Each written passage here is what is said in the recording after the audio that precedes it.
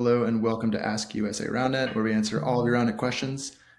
Today, we're going to answer a couple of things that have come in recently. We've got some updates about the elections and rule changes, as well as some ways to get involved.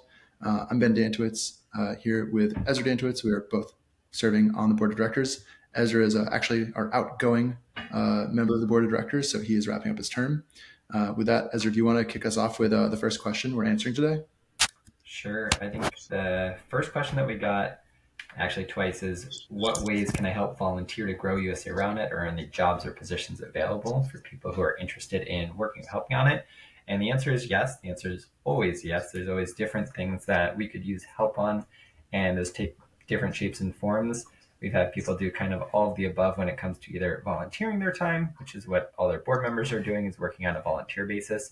We've had people who make a college internship out of this where they can actually get credit.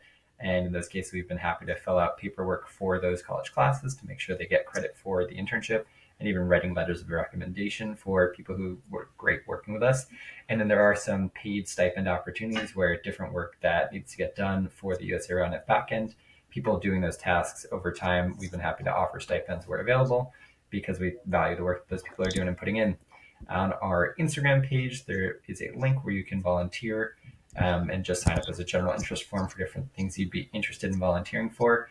And we'll try to have something up on our website as well, where if you want to hit the Join USAR page, you can sign in or sign up on that form for different opportunities to volunteer. Awesome. The next question we had was about how to become a pro and whether they need to play in tournaments or other ways to get involved in becoming a pro. I'll start with this. There's, I guess, a lot of different ways people define what a pro is. There's like professional athletes who make money in Roundnet. That's not really a thing. Some people are, maybe semi-professional, make a little bit of money working on sponsorships and earning, cash prizes from time to time. But as far as being like a pro from a status perspective, people might be familiar with the Spectral Tour Series Pro status. They have their own tournament series and how they qualify for their pro division. In the U.S. generally, another way you can become a U.S. pro, specific to USA Roundnet, is by playing in U.S. sanctioned events. So sanctioned events can be sometimes part of the Spectral Tour Series, as well as just other sanctioned events that are happening around the country in any local community. We'll link below the way to get involved in sanctioning your tournament. But basically, if you play well in those sanctioned tournaments, you increase your rank. And if you have a higher rank, you'll increase your status. So becoming a pro player can become based on performing well in sanctioned tournaments, and it's pretty straightforward. And where those tournaments are is up to you and your communities hosting them. So we've covered a lot of states this year, and we're going to release more information about sanctioned events in 2024 by the end of the year. But that's the gist on that. Anything else on becoming a pro, Ezra? If you didn't touch on already, I think if you're working to be on your national team or working to be one of the top athletes in your country, maybe not technically pro status. I mean, like we said, there's very few people getting paid to play at all. But if you are representing your country, that is kind of the highest status you can have in Roundnet, I'd say. And so maybe it's not technically pro, but being a national team member is a pretty cool way to represent yourself and your country in Roundnet. Yeah, definitely a lot of like Venn diagram overlap between people on national teams and having those other pro statuses. Mm-hmm. Great point. What's next on the list? So next was about some of the rule changes and where we see them going. And so for context, there's, I guess, two known initiatives that we're interacting with right now. One is that on our recent elections, we had a few rule change proposals that members could vote on. I think all of them passed, and these were what we would consider smaller changes. So changing how much time you have to serve, changing some language on if you break a net, is that ejection or penalty? What does that look like? A slightly bigger one on whether a defender blocking a ball within a no-hit zone right back on the net is legal. And we wanted to put this to the members to vote because we view these as maybe not simple changes, but things that would be easy to test because we can change a few rules here and there and then see the impact of them. The other more long-term view on rule changes for us is we want to use our 2025 national series to test out different rules in a tournament setting, where maybe each month we will have a different rule set or a slight tweak on a rule set, so we can have players playing in tournaments try these out, give us feedback, see what the gameplay looks like, and hopefully pick what is working and what is successful and helps push the sport forward, and then build that into future rule sets. In parallel to that, because there's an open question about how will the state of Roundnet globally work if every country and every national governing body is making their own rule sets. So parallel to that, International Roundnet Federation, IRF, announced, I guess, 2 months ago that they want to push a rules revolution with a set of what are different rules we can test out, testing them out, getting feedback on the same priorities that we have of how do we increase the sport's watchability and make sure that it's a sport that people want to continue playing and want to watch so that we can grow the sport in a long-term sustainable growth. We are happy to work with IRF, and we already are kind of working with them in the way that we are an active participant in this Roundnet rules revolution, I think they're calling it. And if they have different specific rules that they want to try out, we will happily use those as part of the 2025 National Series. So for us, we're viewing it as a yes and. We don't want to be in the way of IRF testing things, but we already independently, we're planning on testing out different rules, trying different tweaks in the spirit of what can we try, see if it works, and then go from there. I don't think there's any rule that we're changing right now that we are committed to. This is for sure the future of the sport. But we want to try out different things, measure the impact, and see what is sustainable and what can be used for long-term growth. And if IRF aligns with us, then we will align with whatever changes that they think we should test. Anything else to add there, Ben?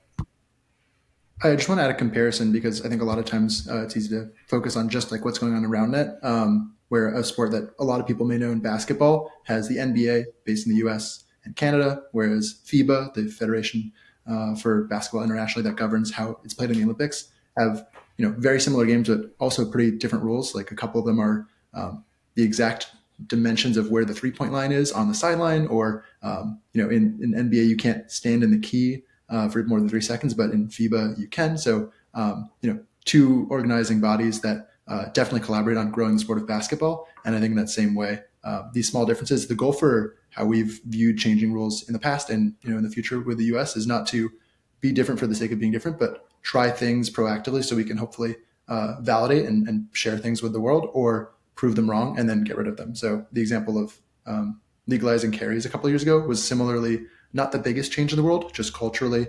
A lot of people were carrying sets already and carrying some hits, but it wasn't something that was already part of the entire international federation rule set. But then we had success testing it, and then we shared it with everybody. And now most of the world never even had to worry about carries being illegal or not, because we kind of solved it before it became an issue in other places. So that's kind of the same spirit we're applying to this initiative. And like you mentioned, Ezra, it's a bit of a yes and, where we're following whatever the IRF is needing us to do, and then trying to expand and put more energy into it, because there's a lot of excitement in the community about pushing the sport forward through not just all these structures and processes, but also rule changes. Yep. And then I think the last thing is, do we have intention of implementing equipment changes? I don't have a full answer, but I'd say yes. I don't think there's any reason we're opposed to equipment changes. From our view, rule changes are easier just because you don't need to get people new equipment or change equipment that they already have.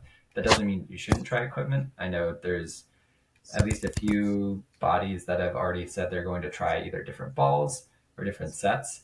And I think we're very open to that. It's just how do we make sure that this is sustainable and scalable? But I think there's every reason to try out different things. And if they work, that's great. Figure out how we can implement them on a larger scale.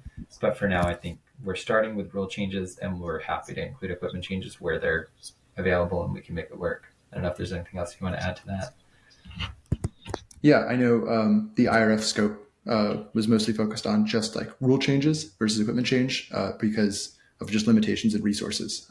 Where there's, like we mentioned, there aren't professional Roundnet players, and similarly, these equipment manufacturers Roundnet aren't making tons and tons of money they can then just pour back into the sport on Roundnet itself. So with limited resources, we have to kind of be nimble and really focus our efforts. And so I know personally I'm very interested in trying lots of different equipment changes, but I also know that a tournament requires a lot more than just one or two things as a one-off to try. So from USA Roundnet's perspective, we definitely want to try those things, but we're not going to be manufacturing USA Roundnet equipment to be able to pursue that. So it'll really be in partnership with whatever manufacturers are able to push forward. And we'll have to see how that unfolds by us working with them. But we appreciate that question because it means that there's that interest and support for it. I think that is the end of our list for this meeting. So less than 10 minutes to learn a little bit more about Roundnet. We appreciate you taking the time. But yeah, we'll see you all next month or as soon as there are more questions to answer. Thanks. All right, we've got some bonus questions. We asked you to give us some thoughts on Instagram, and we're going to answer those really quickly. So Ezra, we've got a couple to share here. Sure. First one was, when do these rules, referring to the rules that we voted on, go into effect? The rules go into effect for the 2025 National Series and any sanctioned events in 2025 being sanctioned by USA Roundnet. So the expectation would be if you are hosting a sanctioned tournament, you're using these new rules that USA Roundnet is going to put out. And if you want to prepare for those tournaments or be on board with the rules that USA Roundnet is using, you should be playing by those rules. Next question was, why are there only 4 board members for USA Roundnet? Fair question. Right now we have 1, 2, 3. Don't we have 5 board members right now, or am I We counting do have wrong? 5 board members right now. We did appoint Aiden Klassen in the middle of the series. He's been really helpful supporting a lot of internal financial operations to make sure things are budgeted well and effectively. Yeah. Okay. So good check. So yeah, currently we have 5 board members. Per our bylaws, 1/3 or at least 1/3 of our board members have to be elected. Currently, I hold an elected seat. I'm stepping down at the end of this year, and then Rohil holds an elected seat. So we have 1 new member joining from the election. We technically can have at least 1 more board member added. In the past, we have sought out people to join the board and had trouble getting people to commit, either due to workload or just general interest level. If you're interested in joining the board, even though we just had elections, there are still seats that we can appoint. So if you're interested, reach out to us the same ways you can for anything else, either over email or on Instagram, and we will look into it. And we're always looking for more people to do help, whether they're on the board or not. So don't feel like you need to be on the USA Roundnet board to be volunteering for USA Roundnet.